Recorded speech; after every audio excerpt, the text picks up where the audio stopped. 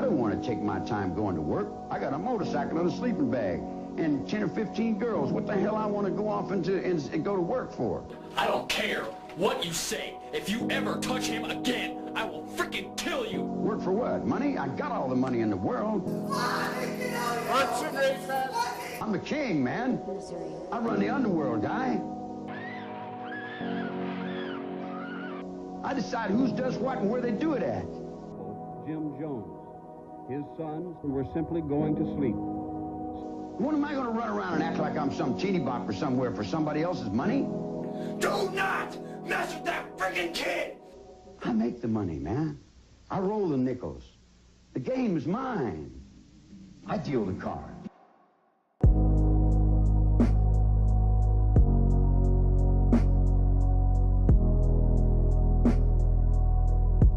What comes to mind when you hear the word homicide? Serial killers, mass shootings, even horror films are the most common answers. But why is it that our first thought isn't mental health? According to a Northwestern University study, people who committed premeditated murders were more likely than impulsive killers to have a history of mood disorders or psychotic disorders, 61% versus 34%. A person with these types of mental disorders is at higher risk of having homicidal ideation and committing violent acts.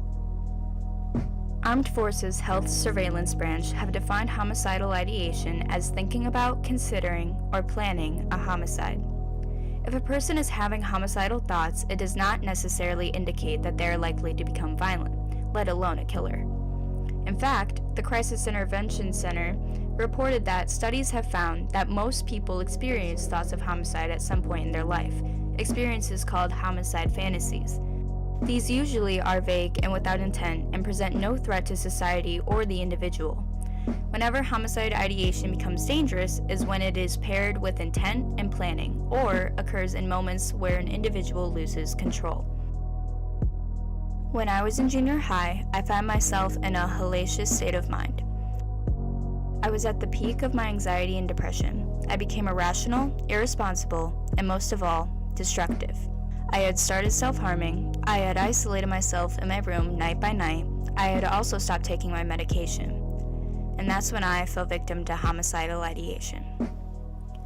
For me, the thoughts were exceptionally intrusive and came without warning.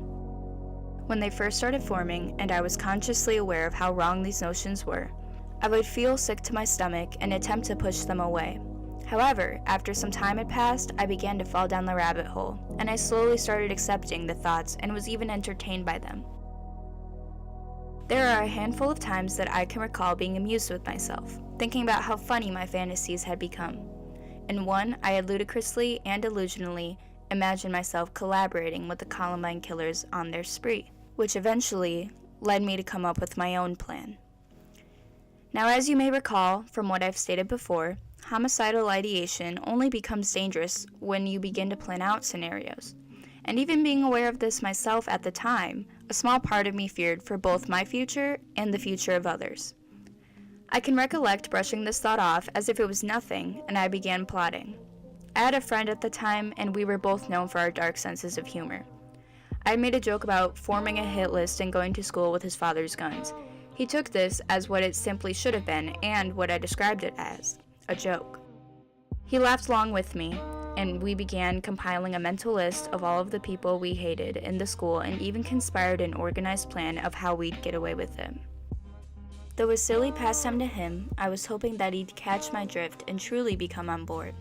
Luckily, he never did, because I can tell you right now that if he became aware of my seriousness, I would likely be behind bars today.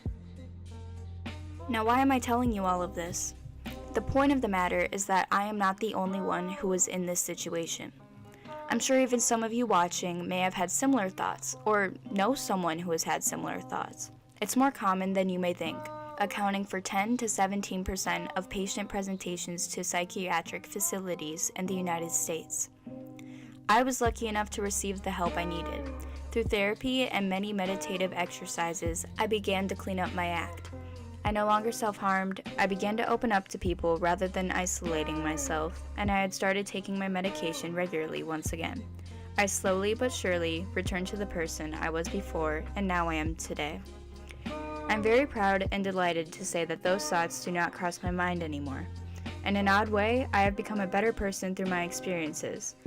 I have the understanding that others may not of how people get to the point of killing and why they do. With that in mind, I plan on basing a career out of it by becoming a psychologist who specializes in this area. For the people who are not and were not as lucky as I was, I want them to know that they are not alone. I want to help them through the thoughts they constantly have difficulty coping with. I hope to prevent many homicides in the future by providing others with therapy to help them.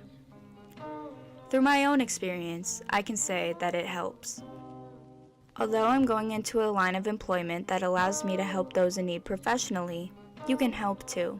Educate yourself further on homicidal ideation and stop the stigma. People should not have to be afraid to speak out about what is on their mind and what they have difficulty managing. Even compiling this video years later, I was terrified.